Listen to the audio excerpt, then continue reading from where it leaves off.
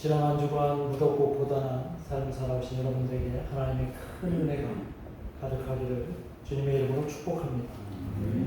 오늘 말씀의 제목은 웃음을 주시는 하나님입니다.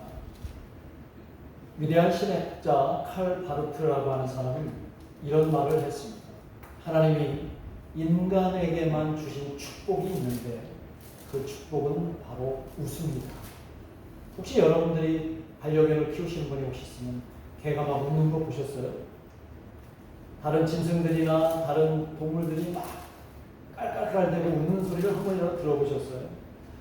유독 인간에게만 웃음이 있는 것 같아요. 물론 가끔 인터넷에 유튜브나 이런 거 보니까 조작을 했는지 어딘지 개가 웃는 그 영상도 있더라고요. 그러나 이 칼바르트는 이 웃음의 의미를 분명히 하나님으로부터 찾고 하나님이 우리에게 웃음을 주셨다고 말씀을 하십니다. 인간에게만 주신 하나님의 특별한 선물인 이 웃음이 우리에게 있을 때 우리의 삶은 즐거워지고 행복해지게 됩니다. 그런데 이 하나님께서 인간에게만 주신 이 축복인 웃음을 가장 먼저 성경에서 누구에게 주셨다고 오늘 이야기하고 있어요? 사라와 아브라함에게 주셨다라고 우리는 성경에서 발견할 수 있을 것 같습니다. 아브라함이 100세에 낳은 아들이 있어요. 누굽니까? 이삭이에요. 그 이삭의 이름을 누가 지어줬어요? 네? 아브라함이 지었어요? 오늘 본문에 보면 아브라함이 이삭이라고 이렇게 명명이 있는데 그렇지 않죠. 창세기 17장 19절에 보면 하나님이 아브라함 나이 90세에 90세가 아니죠. 몇 세입니까? 99세에 나타나셔서 내가 너희에게 아들을 줄 텐데 그 아들의 이름을 이삭이라고 해라 라고 하시면서 그렇게 약속을 하셨어요. 그런데 이삭의 뜻이 뭐예요? 이삭. 어떤 이삭이에요? 이삭의 뜻이 뭐예요? 웃음이라는 뜻이고 웃는 자라는 뜻이에요. 그러니까 이삭은 아브라함과 사라에게 뭐예요? 웃음이죠. 그러니까 이삭을 하나님이 주실 때는 그들에게 웃음을 주신 거예요. 선물로. 오늘 본문 6절에 한번 보세요. 그 이삭을 낳은 사라가 뭐라고 찬양을 하며 기뻐합니다. 6절 한번 같이 읽어보겠습니다. 시작. 하나님이 나를 웃게 하시니 듣는 자가 다 나와 함께 웃으리라. 하나님이 나를 웃게 하셨다. 이삭을 주심으로 인해서 사라를 웃게 하신 하나님께서 오늘도 이 본문을 읽는 저와 여러분도 똑같이 웃게 하시는 분인 줄 믿습니다. 그렇다면 하나님은 아브라함과 사라에게 또 우리에게 어떻게 웃음을 주시는지를 알아야 될 거 아니에요. 그렇죠? 하나님 우리에게 어떻게 웃음을 주실까요? 첫 번째로 하나님은 우리에게 웃음을 주실 때 하나님이 약속하신 것을 반드시 지키는 것을 통해서 우리에게 웃음을 주신다. 오늘 본문 1절을 한번 보겠습니다. 오늘 1절을 보면 뭐라고 쓰여 있어요? 같이 읽어볼까요? 시작. 여호와께서 말씀하시는데 거기까지. 여호와께서 말씀하시는데 이것은 약속하신 대로예요. 그리고 또 있습니다. 시작. 사라를 돌보셨고 또 여호와께서 말씀하신 대로 사라에게 행하셨으므로 하나님은 약속하신 것을 지키실 때 우리에게 무엇을 주신다고요? 웃음을 주십니다.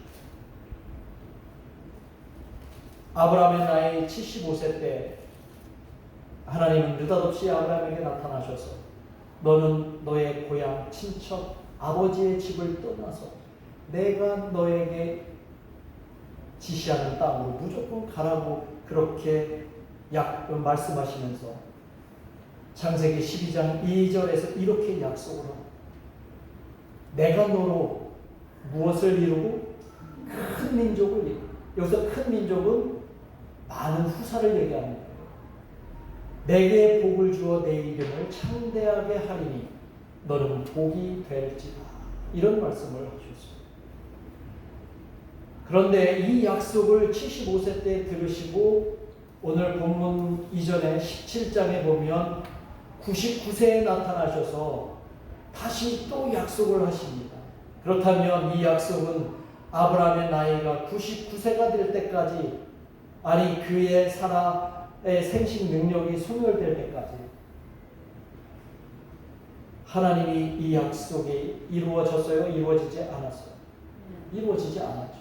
그 기간을 설명해 보니까 약 25년간 그렇게 하나님이 처음 약속하신 이후로 그들은 그 약속을 기다리고 살았던 거예요. 자손에 대한 소망을 포기하고 이제 우리는 후사 없이 살아야 되겠구나 그렇게 살 때쯤에 갑자기 하나님이 마물의 상수리 나무 숲에 나타나셔서 아브라함과 사라에게, 아브라함의 나이 99세, 사라의 나이 몇 세예요? 사라가 몇 세에 이삭을 낳았어요? 90세에 낳았으니까 이게 몇 세예요? 1년 전이니까 89세에 그들에게 나타나서 내년에 아들을 낳을 것이라고 약속을 합니다. 그때 사라가 보인 반응이 어땠어요? 17장에 보면 사라가 어떻게 반응을 했어요? 웃었다고 해요. 웃었다. 기뻐서 웃었을까요? 아니면 어떤 웃음이었을까요? 그 웃음의 의미가 뭐였을까요? 오늘 하나님이 그에게 주는 웃음의 그 의미일까요? 아니면 어떤 웃음이었을까요? 아마 농담이, 하나님 농담도 지나치시오. 내 나이 89세에 이제 임신도 불가능한 나이에 내년에 아들을 낳을 거라고 말씀하시는 그 하나님의 말씀에 이 사람은 속으로 웃었습니다. 그 웃음은 조소였을 것이고, 아니면 아마 하나님이 자신에게 농담하는 그런 웃음으로 그렇게 웃게 하신다고 여겼을지도 모릅니다. 그런데 1년 후에 어떻게 됐어요? 오늘 본문에 보니까 정말로 그 약속이 이루어집니다. 하나님이 약속하신 것은 반드시 이루어지는 줄 믿습니다. 아멘 소리가 너무 작은데 안 믿으시는 것 같아요. 그러나 다만 그 약속의 때가 될 때까지는 우리는 잘 견디며 인내해야 된다는 것 또한 알아야 합니다. 아브라함과 사라는 25년을 참고 인내했더니 마침내 하나님께서 그 이삭을 통해서 그들을 웃게 하셨던 것입니다. 오늘 그것을 통해서 우리가 깨닫는 것은, 내가 원하는 것은 우리가 언제든 얻을 수 있을까요? 없을까요? 내가 원하는 것 언제든 얻을 수 있어요? 없어요? 얻을 수 없지만 주님이 원하시는 것은 우리가 언제든 얻을 수 있을까요? 없을까요? 이룰 수 있다. 그러니까 내가 원하는 것과 주님이 원하는 것을 구분해서 우리가 그것을 믿고 기다려야 된다. 우리는 내가 원하는 것을 지나치게 마치 주님이 원하는 것처럼 우리가 그것을 탈바꿈시켜서 요구할 때가 있는데, 주님이 원하는 것은 분명히 우리가 원하는 것과 다르다는 것이지. 그래서 우리에게는 좋은 날이 있는가 하면 힘든 날도 있고, 내가 한없이 약해지고 무력할 때가 어쩌면 하나님의 능력을 체험할 수 있는 때라는 것을 저는 깨닫고 있습니다. 그때가 하나님을 신뢰하며 기도해야 할 때라는 것을 저는 알게 됩니다. 내 힘으로 도저히 감당할 수 없을 때 비로소 우리의 눈은 하나님의 은혜를 바라봐야 되는 것이지. 내 믿음의 날개를 그때 하늘로 치솟아야 합니다. 그때 우리는 믿을 수 없는 하나님의 은혜를 경험하게 되는 거예요. 그때 우리는 세상이 줄 수 없는 경험을 하게 되고, 우리가 금이나 은으로 살 수 없는 하나님의 은혜를 경험하게 되는 겁니다. 그러니까 절대 포기하지 마시고, 실망하지도 마시고, 실패도 두려워하지 마시고, 실패 속에서 하나님의 뜻을 분명히 찾으시기를 주님의 이름으로 축복합니다. 이 마음을 시편 기자는 또 이렇게 노래하고 있습니다. 시편 117편 1절과 2절에 보면 이렇게 시편 기자가 하나님을 찬양합니다. 한번 같이 우리도 찬양해 봅니다. 시작. 너희 모든 나라들아 여호와를 찬양하며 너희 모든 백성들아 그를 찬송할지어다. 우리에게 행하신 여호와의 인자하심이 크시고 여호와의 진실하심이 영원함이로다. 할렐루야. 이 마음이 여러분도 같은 마음이기를 주님의 이름으로 간절히 소망합니다. 하나님은 반드시 우리가 웃을 수 있도록 우리에게 약속하신 그 일을 꼭 이루실 줄 믿습니다. 웃을 수 있다는 소망을 끝까지 우리가 간직하며 인내하는 저와 여러분이 되면 얼마나 하나님이 기뻐하십니까? 그 기쁨으로 살아가시기를 바랍니다. 그리고 두 번째로 하나님은 우리를 웃게 하시는 또 다른 이유를 들려주시는데 그것은 우리가 하나님이 우리에게 웃음을 주시는 그 방법은 뭐냐면 우리가 생각하는 그 생각을 뛰어넘는 기적을 우리에게 주실 때 우리는 웃게 됩니다. 전혀 우리의 생각과 상식과 우리의 의식으로는 상상할 수 없은 그런 기적을 우리에게 보여주실 때 우리는 웃게 되는 거예요. 임신이 불가능한 그 고령의 나이에 사라는 이삭을 임신하고 출산을 했어요. 처음에는 그가 어떻게 했다고 그랬어요? 그 얘기를 들었을 때 속으로 피식하고 웃었어요. 근데 그 피식 웃음의 의미가 뭘까요? 아이 설마 우리의 상식으로 우리의 과학으로는 도저히 불가능한 일을 왜 말씀하고 계실까? 아마 그런 의미 아니에요. 내 생각으로 우리의 상식으로는 도저히 있을 수 없는 일이라고 생각했던 그 사라가 그렇게 하나님께 조서를 보낼 만큼 사라도 웃을 만큼 그렇게 상식과 과학을 무시하시는 하나님의 그 약속이었는데 그 사라가 어이가 없어서 웃는 그 비웃음인 것을 아시고도 하나님은 사라에게 왜 그 약속을 굳이 하시는 걸까? 왜 하셨을까요? 하나님 왜 굳이? 하나님이 하시는 그 약속의 의미는 너희들 인간의 상식이나 과학에 내가 갇힐 존재가 아니라는 것을 알고 주시기 위해서 하시는 것입니다. 인간의 상식이나 과학에 갇힐 수 없는 존재임을 증명하시기 위해서 그렇게 하시는 거예요. 하나님은 이 세계에 갇히실 분이 아니라는 것이죠. 우리의 과학이나 상식으로 하나님을 함부로 판단하거나 재단할 수 없는 존재라는 것을 우리에게 보여주시려고 하나님은 사라에게 그렇게 말씀하십니다.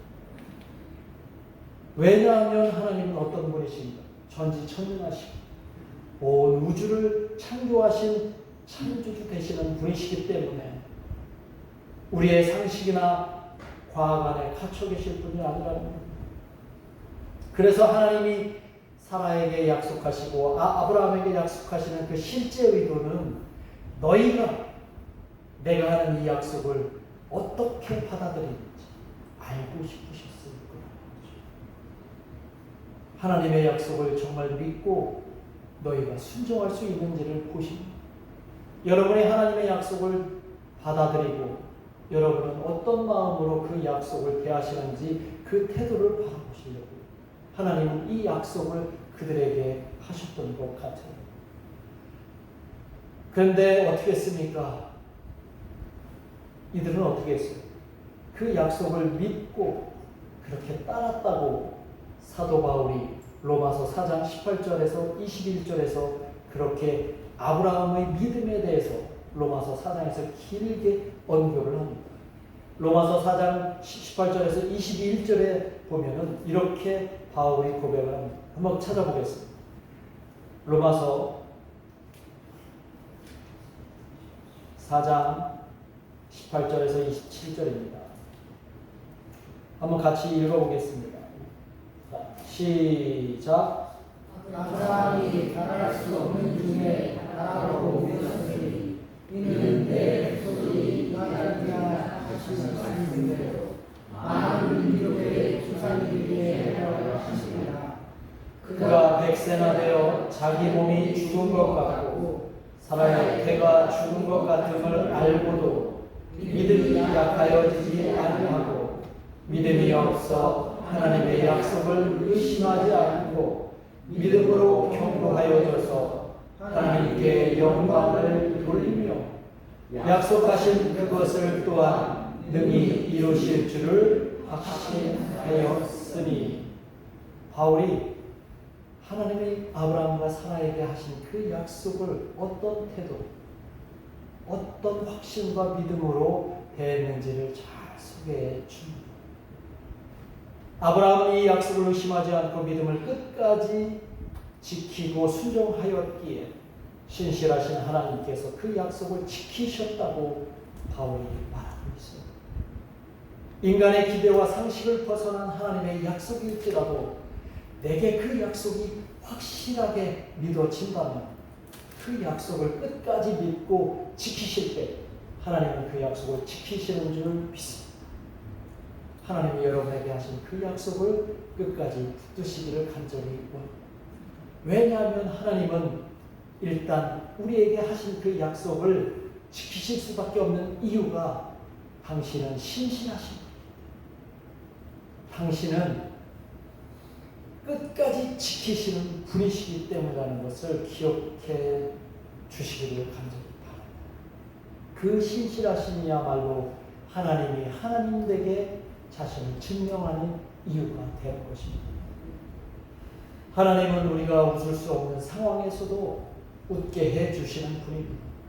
불가능한 것도 가능케 해 주시는 전능하신 분이기 때문에 우리가 아무리 힘들고 어려워도 포기하고 싶을 때에도 하나님은 나와 하신 약속을 끝까지 지키시기 위해서 오늘도 일하시는 분이라고 저는 믿습니다.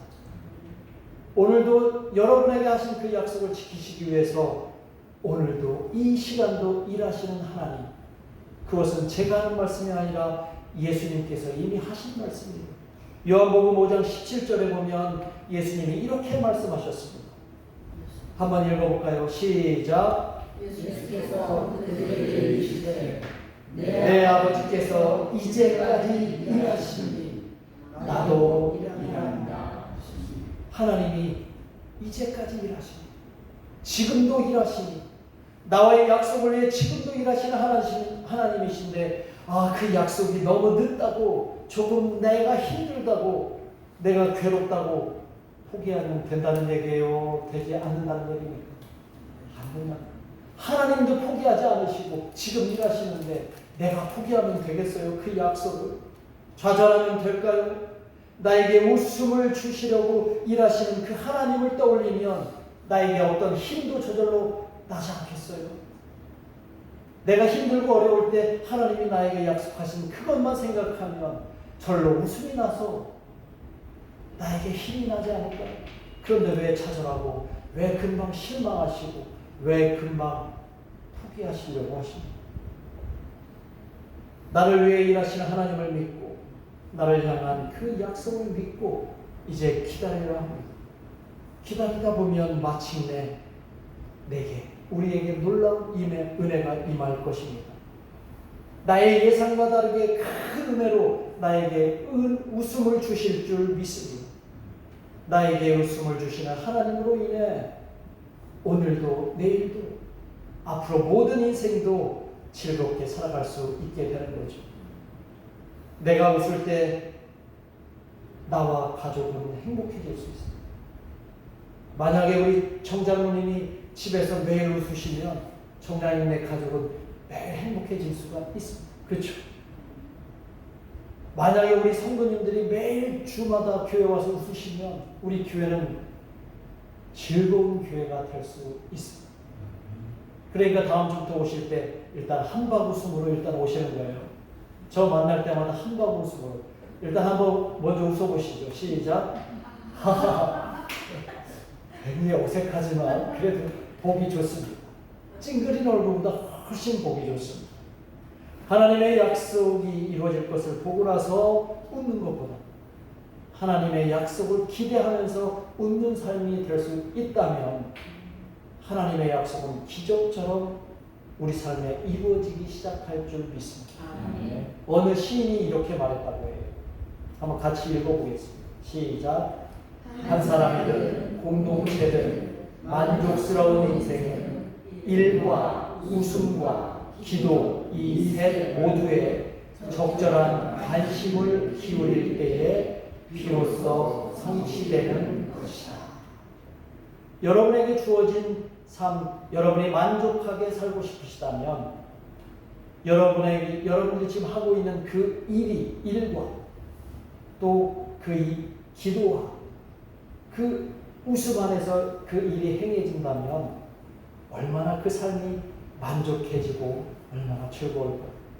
이것을 경험하게 하시는 분이 바로 우리에게 웃음을 주시는 하나님인 것이죠. 우리를 일하게 하시고 우리를 웃게 하시며 우리를 기도하게 하시는 하나님으로 인해서 우리는 축복의 삶을 살게 될 줄 믿습니다. 요즘 웃을 일이 별로 없잖아요. 그렇죠. 많이 힘들고 어려운 상황이죠. 그럼에도 나에게 웃음을 주실 주님의 약속을 기대하면서 끝까지 버티시기를 간절히 바랍니다. 이런 말이 있죠.